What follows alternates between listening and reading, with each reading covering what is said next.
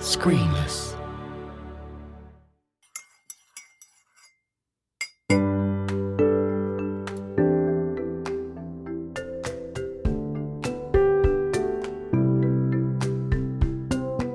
Shan Rimmer, artist, crafter, avid reader of books. Welcome to Creative Cuppa. Thank you for having me. It's nice to be here. Excellent, you're very welcome. On your Etsy shop, you have a description, the only description I could find of you actually, which was, I'm a pastel artist and an avid crafter.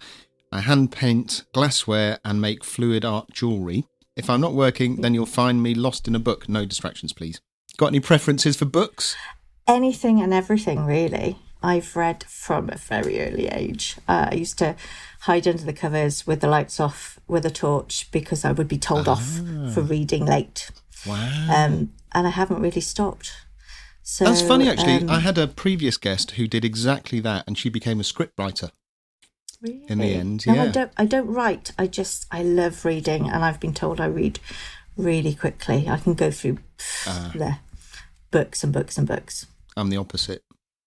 Yeah. Takes me ages.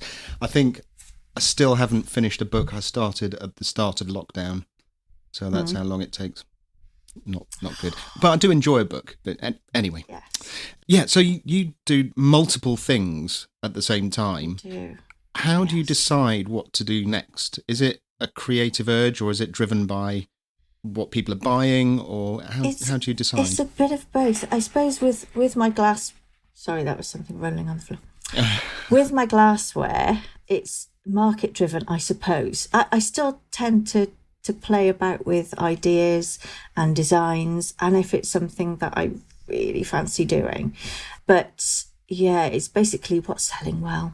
Yeah. At the moment, everyone's into gin. So gin glasses are flying out. Yeah. But with art, I suppose it's a completely different process. It's what I know it sounds really strange to say, but it's what I feel. I love drawing animals. I'm driven to drawing animals, and you can see their soul through their eyes, and I love trying to capture that. You know. I think you capture it really well. There's a tiger drawing you recently put online, which is just astonishing, really. I urge people I'll put a link in the show notes. It's just amazing what you can do with, was that pencil? Just one white pastel. One white pastel. It's on, I've done a few of these in the past, where just for me, where I've seen an image that I really love and wanted to capture it. And my process, I don't know how other pastel artists work. My process is that I draw my highlights first. With pastels, it's really hard to put a lighter colour onto a darker colour without losing definition. So I always draw highlights first. And I kept going. Instead of putting colour in, I just used the white pencil, and it's... So is that a recent discovery? Not really. Like I said, I've done a few. I did a drawing of a dog that someone sent me a photo of, and the photo was, you'd think it was a black and white photo. It was a black lab in the snow. She loves snow, apparently. And all you could see was her face, and a few snow bits, bit of snow on her nose, and the only colour that you would know was in her eyes, just a little bit of gold in her eyes. Wow. And I thought that was amazing. It looked like a black and white photo, but it wasn't. So I drew that, and I just drew it in white, and it came out really well. Yeah, so it did. I'm going to be working on that. How long does something like that take? Because the detail in there is just astonishing.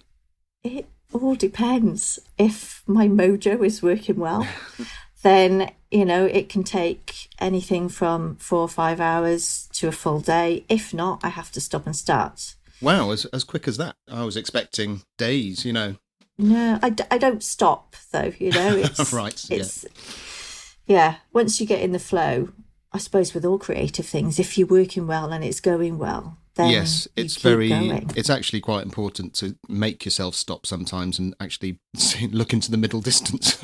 Yes. Have a breath of fresh air or something. Yeah. You've been monetising your art for a while now.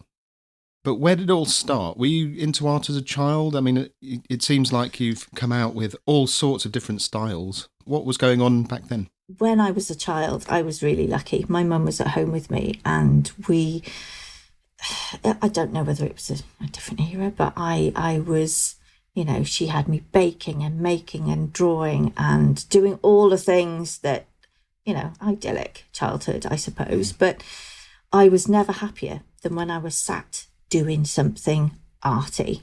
And my favourite shops were stationery shops. I would save up my money and not buy toys or anything. It would be take me to, a stationery shop, and I would browse and, look at the state hours. Of that 2B pencil. Ooh. Yeah, well, yeah, but, I suppose I'm still like that. I love going into art shops and stationers, but instead of buying felt pens, it's hand-rolled pastels. I've upgraded a little. That's amazing. So you were in a studio, now you're not. You did go to markets, now you don't. How have you had to adapt to the lockdown, and what actually has been the effect of that adapting? I suppose, well, I was off. I was isolating for a while, and I made myself draw, because it's really hard when you work full time as well as doing this. Yeah. I made myself draw, and I started the Etsy shop, and it really took off. And I suppose it was from people not being out; they were more browsy online. That's true. But it's still going, and I would love at some point to do that full time, my art and everything else. But we'll see, we'll get there eventually. Yeah, so your Etsy shop, I'm just looking now. On there you have, well, everything that you do, basically. It's all on there, isn't it? Bit of everything, yeah. Yeah. The fluid art jewellery, that looks really interesting. How do you make something like that? It's a process. So it's using acrylic paints. Right. And it's a process you can, there's lots of acrylic art online. Yeah. Great artists about. But it's a bit of a painstaking process. So I do the pores, I then cut out the little bits of it, and then I set it in resin. So everyone is unique. Everything, wow. You don't get two the same. So when you say pour, you do the pores. So you're pouring in. Yeah. What is it that you're pouring? Flat. Wow. Pouring on, so then it dries, I peel it off, I cut it out. It's, that's a hell of a fun. Process, isn't it? It's really fun. and the effects are stunning. It's amazing. Oh, you get some amazing effects. Yeah. Do you have a favourite? I mean, for me, for what I do, I find that the variety is key. If I had to do one thing all the time, I think it would drive me up the wall. But is it the same for you? Do you like the variety? Do you have a favourite kind of comfort blanket style that you like to go back to? I do, yeah. I think the art will always be my favourite, always, because it's part of me. It's, and it's still a variety, I started landscapes a few years ago that I hadn't done before. Yes, I know. There's a couple hanging on my wall downstairs. Yeah. Fantastic. But, it kick-started a love of drawing again. So, thank you. Yeah, fantastic.